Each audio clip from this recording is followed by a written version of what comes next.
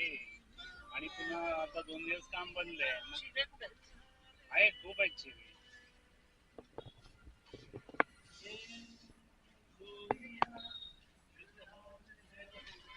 तिकडे ते आता जी आपण भिंत बनवली त्याच्या बाहेरच्या साईडला काय ठरलंय आपलं? असं काही ठरलं नाही ना? बाहेरची चौकट आहे उरलेल्या जागा त्याच्यावर काय करायचं? सो दिवसभरात किती कामं झाली काय झाली त्याचं कॅल्क्युलेशन केलं आणि आम्ही फायनली इथे आलो. बट पोचायला थोडा लेट झाला. सनसेट पण बघायचा होता, रत्नदुर्ग किल्ला पण बघायचा होता, बट नाही होऊ शकलं ते.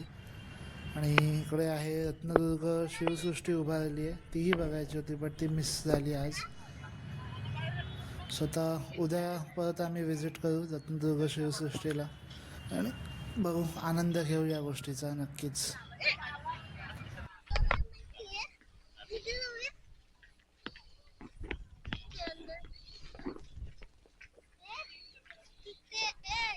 आत जायला अलाउड नाही, आत जायला अलाउड.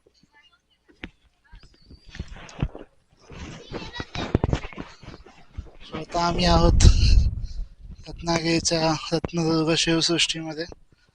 जो आम्ही काल प्लॅन केला होता तो आज फायनली झालाय. आणि हे महाराष्ट्राचा आराध्य दैवत छत्रपती शिवाजी महाराज, त्यांचे एक सरदार इकडे त्यांच्या पण मूर्ती उभ्या केल्यात. तिकडे पण जाऊ आता.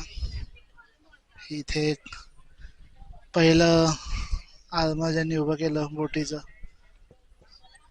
यांच्याच काळात झालं. बघू अजून पुढे काय आहे. या साईडला जे ब्लॅकआउट दिसतं ते तिकडे आहे अरेबियन सी. थोड्याफार बोटी दिसतोय त्या पण आय थिंक कोस्ट गार्ड वगैरेच असतील. हा आहे समोर भगवती किल्ला. आता घेऊ बघू अजून. खूप मोठा आहे तसं, खूप वेळ जाईल, अराउंड 1 तास तर जाईल आमचा फिरण्यामध्ये.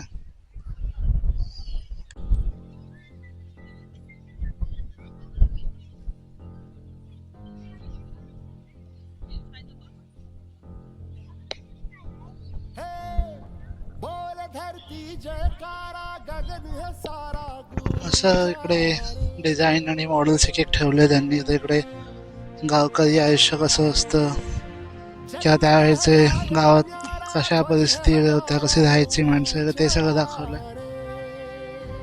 शेतकरी बैलजोडी इकडे शेणाच्या गोवऱ्या थापतायत तिकडे सगळं त्या साईडला पण होतं. अजून त्या बोटीवर पण जायचंय आता. रास्ते से हट जाए नदियां हो के हवाए. धान्य आणि त्यांचा साठा करताना दाखवलंय. मडकी बनवत आहेत, मावळे उभे आहेत त्यांचे.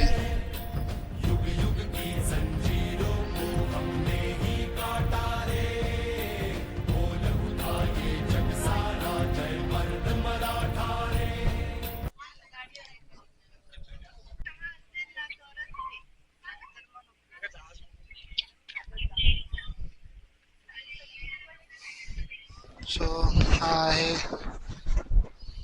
आपल्या अरबी समुद्रातलं सगळ्यात मोठा आर्मर सिंधुदुर्ग किल्ला. हा वेगळ्याच प्रकारे एक अभेद्य होता किंवा त्याची रचना आमच्या राजांनी अशी केली होती की तो इझिली कोणाला कळणार नाही, किंवा जरी कळला किंवा कोणाला समजलं तरी आत घुसणं त्यासाठी खूप टफ जाईल असं होतं ते. त्याची एक प्रतिकृती इकडे त्यांनी उभी केली आहे.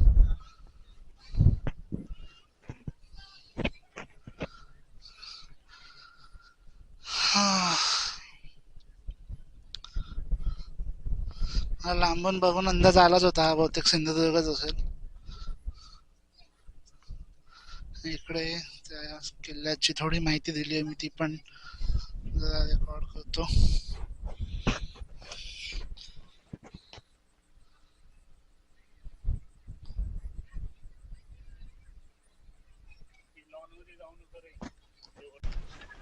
फायनली आम्ही ही बोट इकडे ठेवली आहे. बोटीची प्रतिकृती तिकडे आलो आता.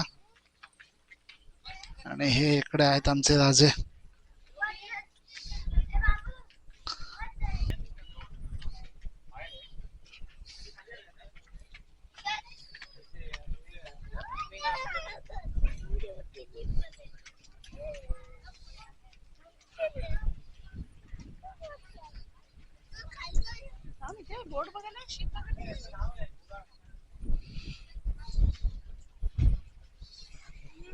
या बोटीचं नाव आहे हो, इथे लिहिलंय.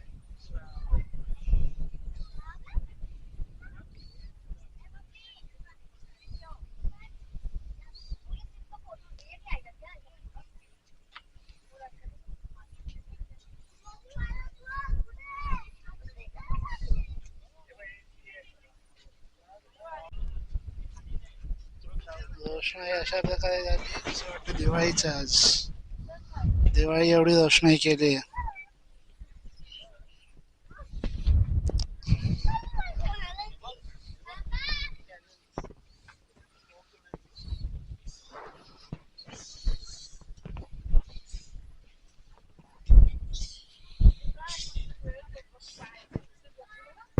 सो हा आहे किल्ले रायगड. खाली विजयदुर्ग आणि अजून एक दोन किल्ले दिसले, पण त्यांची माहिती मला तशी कळू शकली नाही.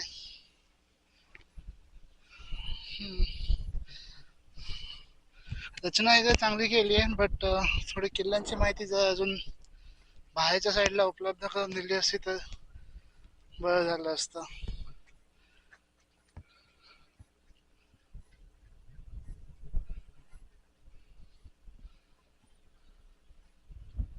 मी चुकलोय रस्ता जरा.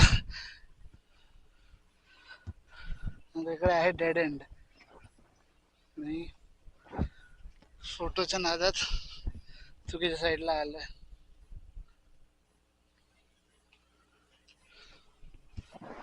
चला परत खाली.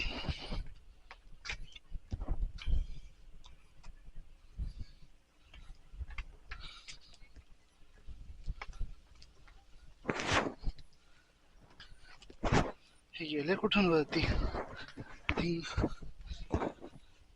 हे आहेत आमचे बाजीप्रभू देशपांडे, जे पावनखिंडीत घडले होते.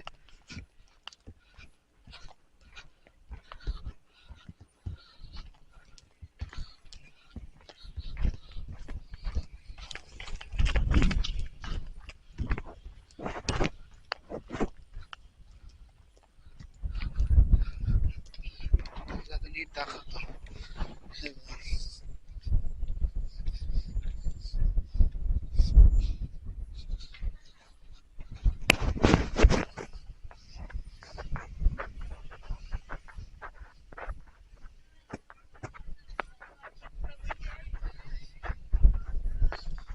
हा आहे पद्मदुर्ग किल्ला.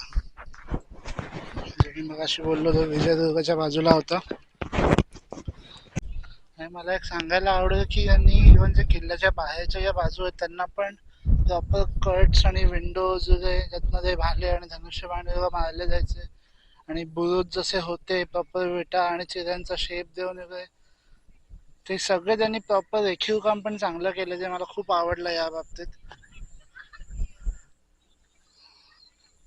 प्रॉपर त्यांनी प्रत्येक ठिकाणी एक कोरीव काम करून ती जी छाप आहे ती उमटवून दिली आहे.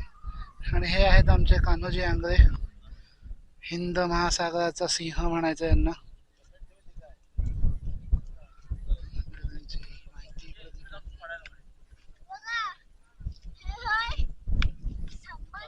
अष्ट प्रधान वेष्टित न्यायालंकार मंडित शस्त्रास्त्र शास्त्र पारंगत राजनीती धुरंधर प्रौढ प्रताप पुरंदर क्षत्रिय कुलावतंस सिंहासनाधीश्वर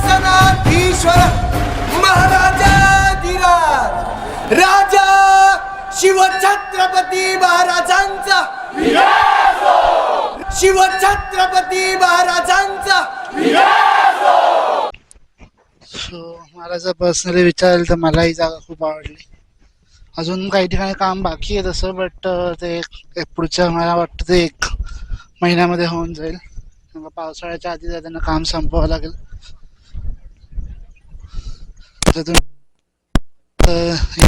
मी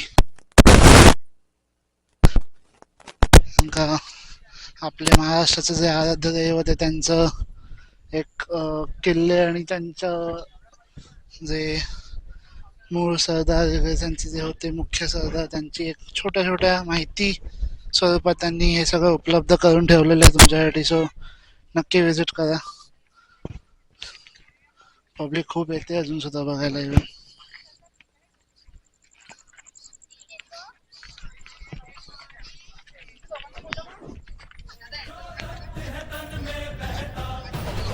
तर सांगायची मूळ गोष्ट अशी की छोट्या छोट्या माहितीच्या स्वरूपात ही प्रतिकृती या उभ्या केलेल्या आहेत. सो तुम्ही नक्की विजिट करा. कचरा करू नका, कारण अजूनही स्वच्छ आहे जागा, खूप हवेशीर आहे, समुद्राच्या बाजूलाच असतो. संध्याकाळी इकडे जर दिवाळीसारखी रोषणाई पण तुम्हाला मिळेल बघायला. बघा आत्ता पण आणि पायवाट दिव्यांनी झगमग झालेली आहे. आणि इकडे आला तर समोर एक भगवती किल्ला पण आहे, तोही तुम्ही बघायला येऊ शकता. वरती मंदिर पण आहे आणि इकडे संध्याकाळी जर सनसेटसाठी तुम्ही येऊ शकता.